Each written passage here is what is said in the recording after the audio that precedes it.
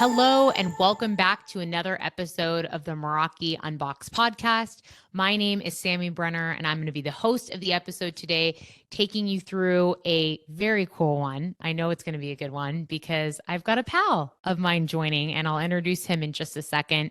But quick heads up, if you want to collaborate with us, if there is content you want to hear about, if there is a new product you want to learn more about, or you have an incredible guest in mind, please reach out to the Cisco Meraki comms team. We would love to work with you and collaborate on the podcast when and if it makes sense. So we're always looking for new content coming out about every 2 weeks.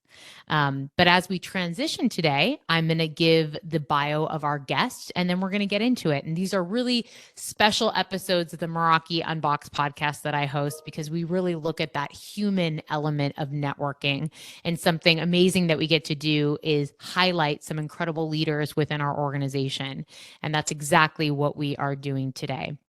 So Panch Ramirez is going to be our guest. He is an empathetic leader with 20 years plus of experience. And he's kind of jumped around in his career, working in small business and enterprise and public sector in different markets within Mexico. And then he was recruited, and hired to develop Cisco's next generation of account managers and system engineers from over 45 countries at Cisco Netherlands, so the CSAP program there. He introduced and built the Cisco Meraki business in LATAM and in global enterprise accounts in the US, driving a cloud-based networking model, helping customers in their digital transformation journey. Currently, Panch is leading that transformation at Cisco Meraki in US public sector as the director of engineering. He resides in Miami with his wife and his kiddos and his fur babies. Welcome to the Meraki Unboxed podcast, Panch. How are you? Sammy, thank you so much for having me. I'm super excited. I'm a fan of your show. So, yeah, excited to be in the podcast. I know we've talked about this for a long time. It's finally happening.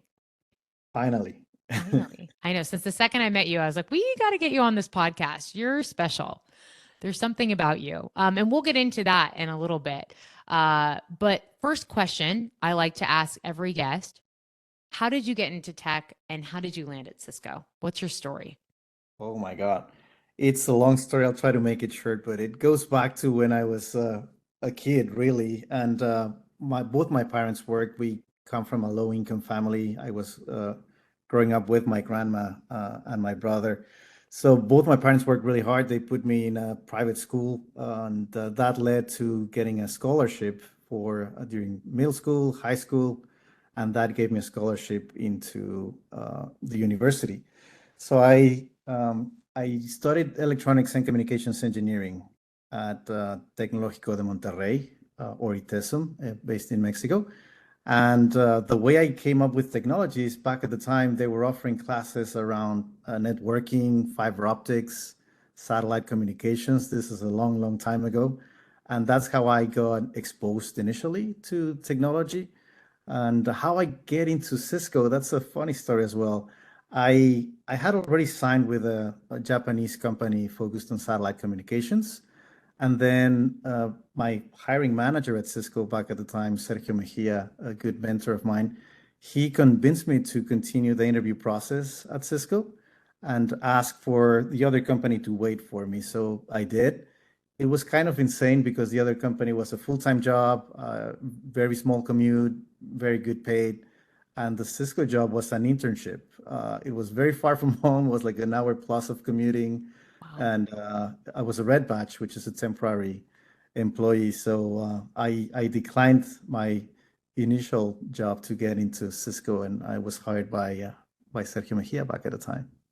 Wow. That's incredible. So what was it about a part-time gig at Cisco that was more appealing, or was there like a gut instinct that you should take this opportunity versus that other full-time gig? So I think throughout my career, I've been making my decisions based on things that I love. And this was one of those, right? I really enjoyed the networking and fiber optics classes back in the university. So that was like something that I wanted to explore. And then I have other friends that have worked previously at Cisco, and it seemed to be like a super cool company, startup kind of, and I went with my gut and follow my heart and things that I love. So that's why I decided to get into Cisco. There you go. Going with your gut and your heart. I call it the hut, the gut and the heart, the combination. You can't go wrong if you stick to your hut. Love it. So talk to me about kind of this evolution of you and your career. Now you're a director of engineering. Obviously, I think you started as kind of an individual contributor at Cisco and kind of worked your way up. Um, why did you decide to get into leadership in the first place? And can you kind of talk to us about the evolution of this journey that you've been on? Yeah, absolutely. As you said, it's been a journey, right? When I joined Cisco, I was fortunate after the internship to get hired for the CSAP program. So I relocated to the States, lived in California for 6 months, got trained there. When I came back, again, I'll allude to Sergio Mejia. He was my manager at the time. He hired me. He always gave me like these stretch assignments.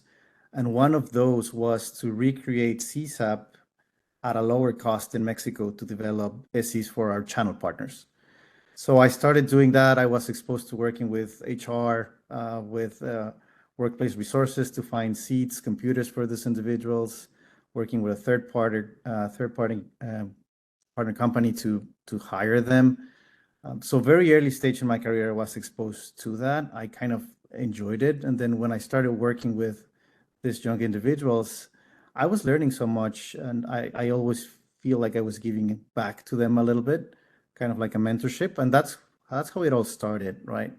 Eventually, over time, there was an opportunity where the CSAP program that I was part of back in 2000, they were looking for a manager. Back at the time, it was the emerging markets era, so people from Latin America, Middle East, Africa, they were being sent to the Netherlands. So a good friend of mine nowadays, he asked if there was any manager that was interested in getting the role.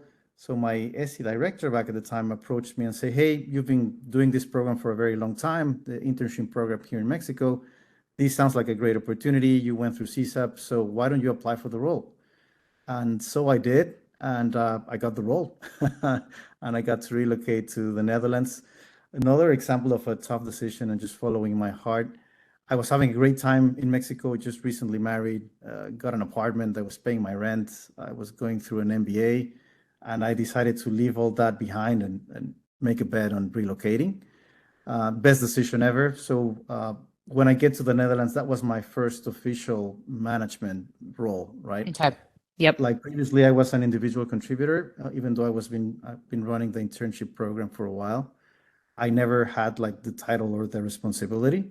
So when I get to the Netherlands, that was my very first management role. It Right. was outside of sales, right? It was more in the development side of Cisco, but it was amazing. I Yeah. learned a lot once I land there.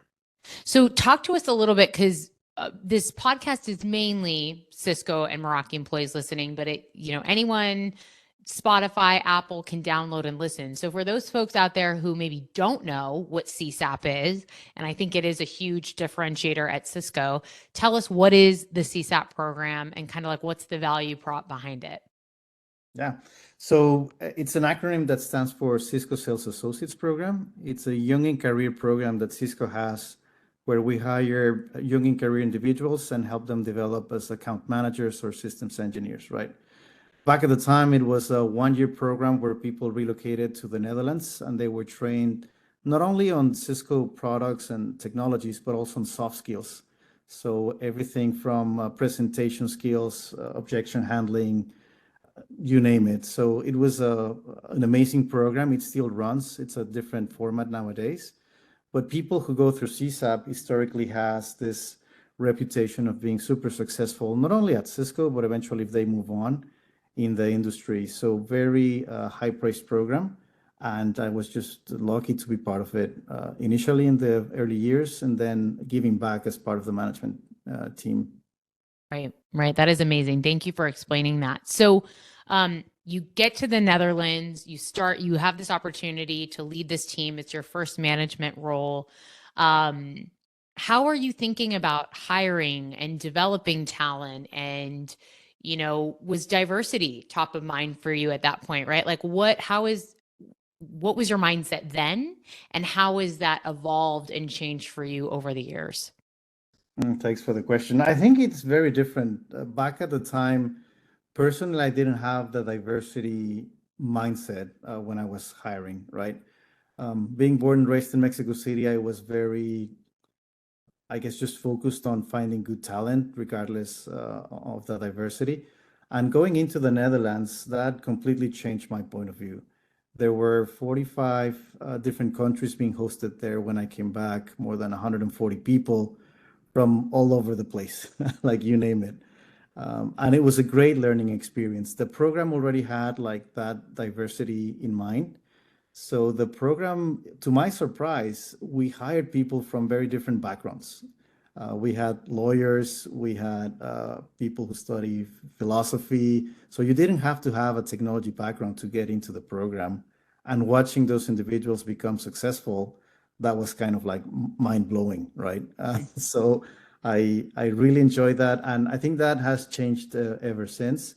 Especially nowadays, since I relocated to the States, I think I'm more conscious of diversity, and we currently have like a big initiative of trying to find more female talent, as an example, because finding engineers, good quality engineers that are female in nature, it's not easy. So we're consciously starting to develop some programs to do that. Mm-hmm.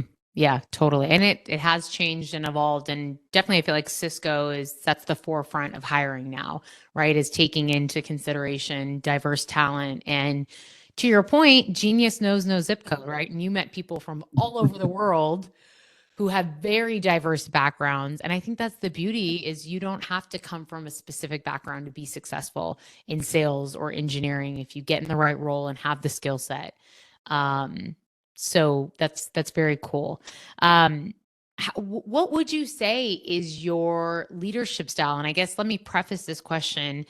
You, out of any leader I've worked with at Cisco, shout people out and acknowledge incredible performance and care deeply about your people in a way that is so personal. Like over the holidays, Panch sent like voice memos to the leadership team, just wishing them, happy holidays.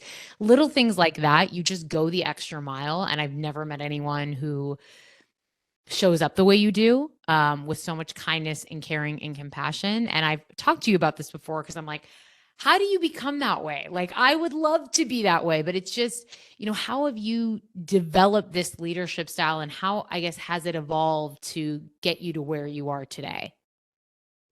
Yeah, great question. I would say that my style, it's more of a people leader, and it has been a journey as well, right? So I'll tell you a little story on some mistakes that I've made over time that has shaped who I am and why I am the way I am right now. So when I came back from the Netherlands, I came back to Mexico, and I was fortunate to get the role of the SE manager for the enterprise team, right?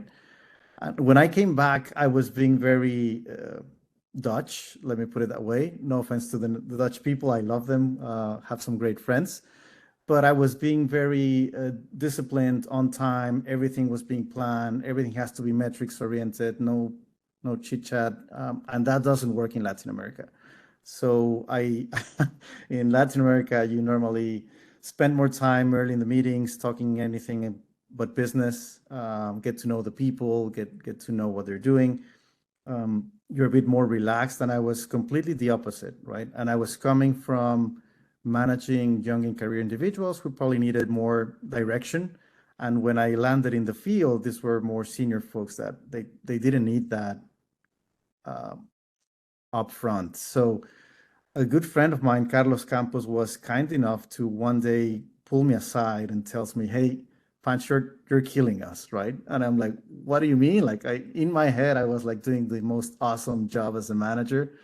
Yeah. And he was like, "You're killing us. You're micromanaging us. You're asking us to do all these certifications and all these metrics, but you don't realize how much time it takes to get into customer meetings, partner development, blah blah blah, and you're just running reports." Anyways, he gave me like the whole readout, and that kind of shocked me, right? I was like, "Oh my God, I think he's right." And that completely changed my style, right? That was Mm, the I was the early stages of Panch in the making. So I started analyzing what I was doing, and I think he was partially right. So I think obviously certifications, metrics, being on time, all those things matter, and I still do them today, but in a way that I prioritize first individuals, understanding who they are, their role, their accounts, their concerns, and not treating everyone like a one size fits all, but more like what they need as individuals. So that marked me very much, and that was again the one of the few examples that I have on developing myself.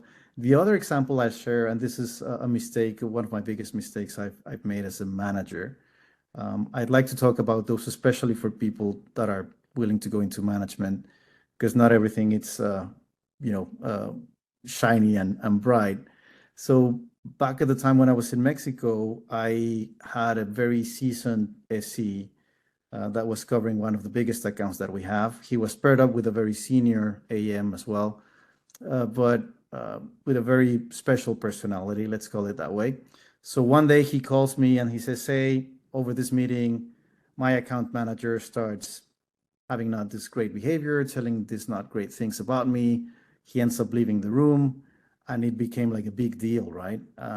And back at the time, I made the mistake that instead of supporting my SC, I think I took the easy way of supporting the business in the sense that this was one of the biggest accounts we had at the time. And we didn't want to lose the AM because he was running the business. And as opposed to supporting my SC, we ended up relocating him into a different account so they didn't have to work together. But in hindsight, I think that was not the right decision to be made. He shouldn't have been relocated to a different account.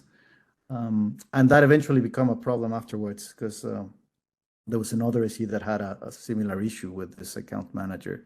So that again marked me very much, and I was like, it felt like a lost fight, and I didn't feel good with myself. And then again, another example of how that has changed me over time and make me more people-oriented, fight, and not only for my team, but also for my extended community, right? So to your point, they don't have to be SEs in my team. This can be the rest of the leadership team, maybe extended teams that helps us in channels for marketing, our channel partners even. So I would say that that has been shaping my style, and it's very people oriented. Mm-hmm. Yeah, absolutely. And it's so amazing, I think, that you can look back on your career and be so self-reflective of these moments that really changed fundamentally how you show up, right? And these like very aha moments.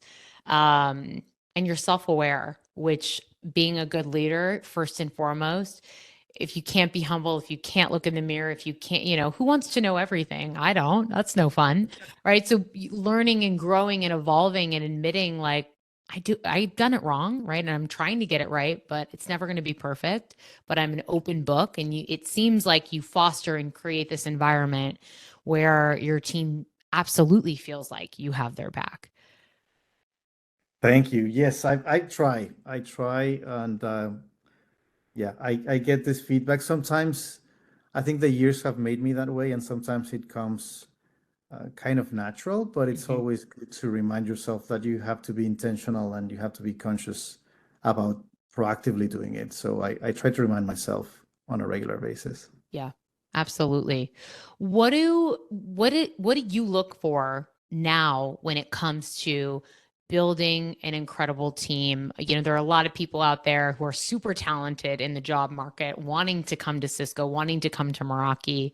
As someone who recruits top talent, what do you look for? What's important to you? And maybe some of the qualities that aren't as on the beaten path or something unique maybe that you really look for on your team? How can candidates, I guess, stand out? Got it. I think that also has changed over time, right? Like it's very different being a first line manager than the current role that I have. So in my current role, I think about my SE managers being critical in the role. So I try to look for people who can build a team that can complement my strengths. So Oftentimes you're not good at certain things, so you try to look for somebody to balance that out. Um, and I think that's like my number one priority, being a people-oriented, passionate on what they do, being able to build teams, and finding strengths that they can complement whatever I bring to the table. That'll be one. From outstanding, I think there's a lot of different things, from the very small things, um, making sure you follow up, making sure you show up, you're passionate about what you're talking about. Oftentimes we get candidates that, maybe have great knowledge, but they don't have the passion for it, or they don't believe on what they are saying or telling, and that comes across. So I think passion, it's the one thing that I look for, in addition to being a people oriented from a management perspective. And yeah, so nowadays, those are a couple of things that I look for on candidates too. Yeah, totally echo the passion thing. It's so obvious, right? When you're in an interview with someone and someone who has passion and excitement and who's done their homework versus someone who doesn't show up as prepared, the passion isn't there. I mean, it's just day and night. You can't compare. What I love your comment about something you look for is someone with strengths who complement yours, right? Maybe you're really strong in some areas and not so much in other areas. So, what would you say are things that you look for your counterpart? And I think you and your counterpart have this perfect relationship because you both have certain strengths. Talk to us about that relationship. Like, what are your superpowers? And then what do you look for in a counterpart or someone on your team that maybe isn't your strength? Yeah. So I guess in my current role, I feel I have a strength on building the teams, cheering them up, building a vision, creating this culture where people feel welcomed, people feel appreciated, and that motivation, makes them do their very best. Something I'm not great at, and I think my partner in crime does very well, uh, execution, right? Like, he's very to the point. Like, hey, we need to do this A, B, C, and D. These are the deadlines. Let's get it done. Holding people accountable. I think he does that very, very well. Not that I don't do it, but I think he does that extremely well. Calling them out, making sure things happen, having this metrics, OKRs, things that we can look at scale. I think that's something that I learned over the last 2 years in the role. How do we do that at scale, right? I think in the past I've been able to build those great teams in a smaller scale, being a first line manager, but now leading both public sector and the Latin American team, it's different, and I think my counterpart does that very well. And I try to look for those trends throughout all the team, right? So I'll give you a couple of examples. So one of my SEMs on the East, he's a great connector. So he builds these relationships very, very easily. So if I need a project or somebody to go do that, I will think about him for the project, right? My West SEM, he's very good at putting structure and a framework around a program or an initiative. So if that's something that I need, I'll probably go to him. We have an awesome inside SEM. He's great at graphic design and creative things. So if I need something around those lines, I look for him to do it. And as an example, he's helped us build the logo and like the design of the Career Alchemist series, which is a development program that we have for overseas at the Meraki organization, where we talk about career transitions, and we invite, similar to your podcast, guests to share their story. He created all that design. So I think it's not only on the hiring, but even on the teams that you currently have, leveraging those strengths, and they love it, right? Like those are things that they are passionate. Those are their superpowers. So when they get a stretch assignment or an additional task to do, and use their strengths, like they love it. Right. Yeah, that's such a great call out, is getting to know your people on your team, whether you're hiring them or inheriting them, and figuring out what lights you up and how can I enable you to do more of that throughout your everyday. because then you're going to have a better time at work, right? When you're showing up and doing things you love. That's a 100%. Yeah, that's a great call out, Panch. Um, something that you kind of sprinkled through there in some of your messaging was around change and evolving, and there's a ton of change management going on in the business right now. It's no secret that Cisco and Meraki and the networking experiences organization, we are merging and collaborating, and our product suite is, kind of integrating, and our systems on the back end and operationally and commissions, right? All the things are happening. And as a people leader, I think one of the challenges is not when you're hitting goal and things are going swell, but when there's a lot of change going on and we're coming off of a tough year, right? All these elements that really, I think, define how you show up as a leader. So, my question for you is around change management. Like, how do you show up in this time and kind of be a calm when there's a storm?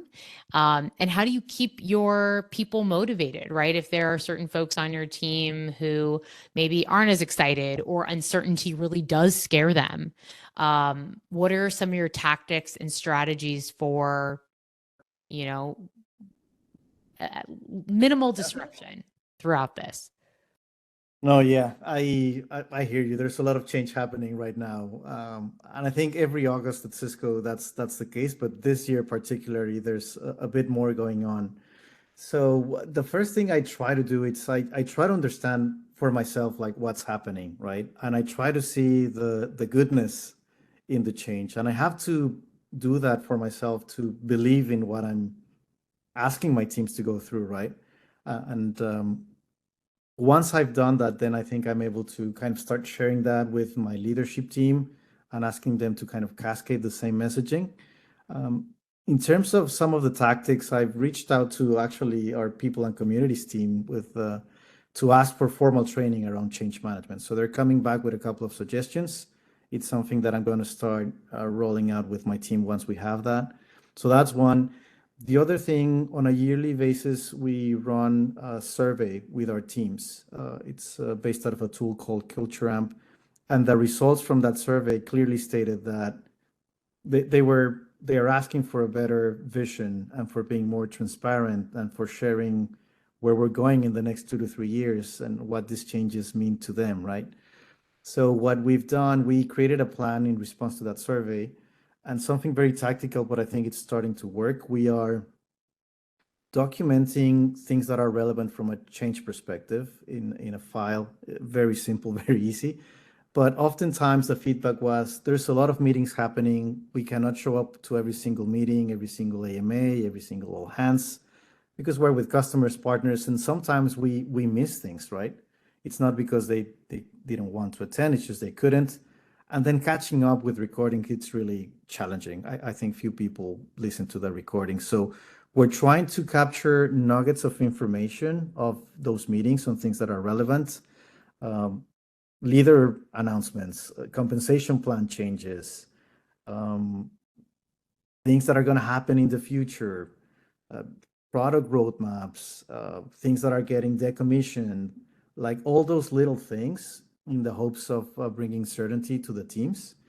And the reason for being a document is that we didn't want to have another meeting to share like the updates because it's taking more time out of the day of the team. So this is like an asynchronous way of sharing information. It's a repository they can bookmark. They can always access it anytime they like at their convenience.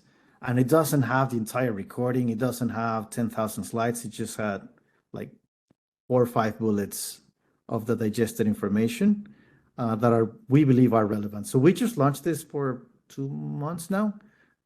It's our little pilot. We've received some very positive feedback thus far. And if it Amazing. works, then we'll keep on doing it and we'll probably scale it out. I was just going to say, I'd love to see a copy of this document. I'll add you. I'll share it with you, and I'd love to get your thoughts. See, this is why you bring people on the pod. You never know what you're going to learn. That's so awesome. And I feel the same way. Like there was a change with approvals in our CCW system. I was on PTO Friday and I missed the news and I was like, am I living under a rock? But it happens. I mean, we have so many emails and the inbox is flooded. So I love that idea of a repository with changes, super straightforward, to the point. You don't have to watch an hour-long recording. That's a great example. And let me ask, for the leaders at Cisco and Meraki who are listening to this podcast, I love that you reached out to people in communities and you said, hey, do you have resources around change management? And they're going to get back to you with, is it like a training? What kind of information did they follow up with? So I asked for training that is available for us leaders, right, in leading through change. So far, they come back with a couple of resources. One, it's out of LinkedIn. The other one, I think it's an internal training that we have access to. So this just happened actually this week. I need to go through the resources, take a look, and figure out if that's something that it's going to help us out and roll it out afterwards. Right. Yeah. It's such a important skill set to learn how to master, and there's no rule book on how to do it, right? How do you lead through difficult times? How do you get thrown in, right? Feet to the fire, and you got to figure it out. So you are extremely resourceful. And I think that's great advice for anyone listening who is a newer leader, who needs help with that, to reach out and get those resources. What is next for you, Panch? What's your path forward? What are your goals? What are your aspirations? Dream job after this role? Tell us what's next. Short answer, it's I don't know of a specific role that I would like to pursue, but for a very long time, my goal was to be like a second line manager. I've been 2 years doing this and I'm learning a lot. I still feel like uh, I I still have some time to consolidate that knowledge. I'm very happy with the role that I'm on right now. So I would like to keep on doing that for a little longer. Eventually, over time, I would like to be maybe like a third line manager. So running a broader organization and try to make my decisions impact broader group of people and fighting the good fights. So that's something I would like to do next.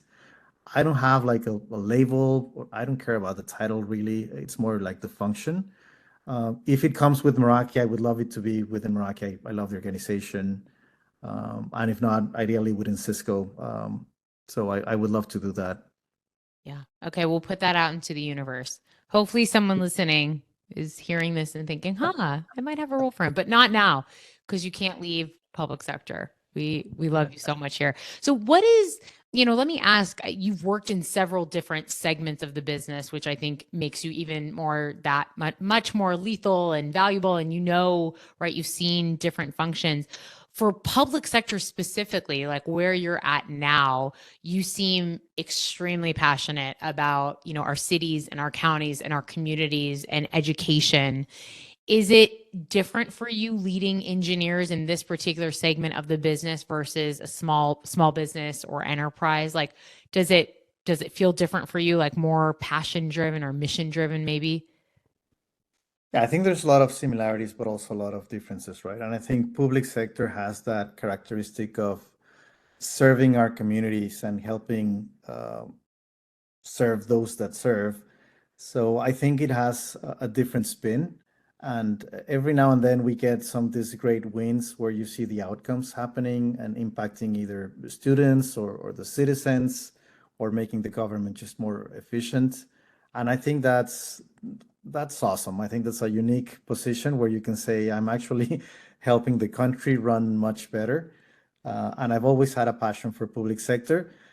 True fact, I was running public sector in Mexico for 4 years. And back at the time, when I got exposed to it, I hated it. I hated it. I was asked to run the public sector team in Mexico, so it was not my choice, so to speak. And I didn't understand how it worked. I didn't understand the RFPs, the bids, the letters, the contracts. And yeah, I struggled like for probably 6 months. But once I find out how it worked, I understood it. I realized the impact. It changed my mind. And a couple of people I want to shout out, Abel Diego and Isidro Quintana. Those were my leaders back at the time in public sector. they did an amazing job of stating that love for the segment in me. Mhm. Mhm. Yeah, absolutely. I know what you mean. When I first came into Meraki, I was placed on the public sector team, and I think after a month, I was like, "Have I made a huge mistake?" Because it is a different language, and understanding the sales cycle and state contracts and the E-rate and all the things, your head's gonna explode. But then once you get it and you see the impact and truly you're transforming schools Yeah. and their network and their access to technology. I mean, we saw it during COVID. There's like a soft spot right in your heart, but it's a beast. It's an animal to learn at first. So I hear you. I love your vulnerability there and admitting that. Um, what's we're closing up. This will be the last question for you today. And thank you so much again for joining. What's a call to action for you if someone is listening and feeling inspired to either explore the sales engineering organization or sales organization or just wants to grow and expand their network? Because I think you've done an incredible job of doing that at your time within Cisco. Advice, feedback for people, if they're looking to make a jump or a leap in their career. Yeah, thanks for the question. I think a few things. One, I think you have to be proactive and take responsibility of your career development, right? Nobody else is going to do it for you, so you need to take charge. I would strongly recommend you have a plan in place. If you have it written, even better, on things that you want to do and skills you want to develop, and the network that you are leveraging to do that. I think over the years, I've been very grateful and very lucky to have great mentors, great sponsors that have helped me advance through my career. So building your network would be a great advice. A lot of the roles that I got, I I didn't ask for them. I got like tapped on the shoulder and asked if I want to join. Um, and that was because one, I think great results, that's like table stakes. You should be doing your job, but going the above and beyond, having that network really, really makes a difference. And the third one, in terms of going above and beyond, a lot of a lot of the network that I built over time was outside my role, right? It was because of projects that I had nothing to do with my role. At sometimes in my career, I was leading like the civic council, as an example. I was building the Conexión chapter, which is one of our ERGs here internally at Cisco. Um, that internship program that I built early in Mexico City. So a lot of those things that had nothing to do with my job, they exposed me to people outside my direct relationship, exposed me to other organizations, and those networks have actually helped me a lot throughout the years. And you never know where the next job is going to come from, right? So nurturing those relationships and making sure you're stretching your skills throughout those special assignments, I think it's key. At least for me, it has worked in a very significant way. Yeah. And I think one more quick follow up. I think, especially for women, but men also feel this way too. The idea of talking about the incredible work that they've done or the projects that they've, worked on or the fact that they've gone above and beyond is really hard for some people. And they feel like it's bragging or, maybe so what is your advice for how important that is actually in these relationships that you're building and when you're networking to talk about the incredible work that you do so that not only your boss knows, but your boss's boss knows, right? Do you have any advice for how do you share that without coming off like you're bragging? Yeah, I have a lot of advices on that front because I was one of those, and I'm still are one of those people that don't like to brag. But shout out to Jochen Brebuur, who was a mentor of mine back in the Netherlands. He helped me understand that two things. One, he was my voice in bragging about myself elsewhere. He was a great connector. He had a lot of great relationships. He saw the talent in me, and he was willing to share within the organization and the people he knew the awesome job that I was doing. So find those mentors, find those sponsors, let them be your representative, right? So that's number one. Number two, becoming a manager, he helped me understand that it was not about me. It was not bragging about me. But if I didn't do it, my team will never shine. So Mm. it was no longer about the individual, but it was about the team. And that completely changed the way I approach things, right? I felt like I was not bragging anymore, but I was actually, since being a people leader, it actually helped me realize, like, oh my God, I need to share all the amazing things that my team is doing so they can get promoted, right? And they can get the visibility and the exposure. So for those managers or people are starting to do it, that's another trick that helped me do it. And last but not least, I would say just be genuine, right? It's not about bragging or getting an advantage. You're just sharing the awesome work that your people or yourself is doing. Um, and don't feel like you're bragging about it. It's just sharing. Sharing is caring. Somebody will steal your best practices and it's going to be great. So be confident. Don't shy away from it. Yeah, good point. Sharing is caring. And when you share the incredible work you do, you offer, other people to step up and repeat and see success in that way. So I think that's a great call out. Well, Punch, how fun was that? It was awesome, and time flew. Actually, I just realized. I know So we've it been did talking now. fly. We covered a lot of ground today. I guess this means you have to come back though, right? Because you had such a good time. I would love to. Yes, anytime you'll have me, I'll be back. Fabulous. Open door policy. Well, thank you so much again for joining. It was a very refreshing and light episode, but yet there were so many valuable little nuggets sprinkled throughout. And if one person listens to it and got a valuable takeaway, like we have done our job. And I know that will certainly be the case. So thank you again for joining and folks tuning in. Sammy Renner signing out. Another great episode of the Meraki Unboxed podcast. Don't forget to download, listen, subscribe, tell all your friends about this podcast, and we will see you back here in 2 weeks with another episode. Take care, folks.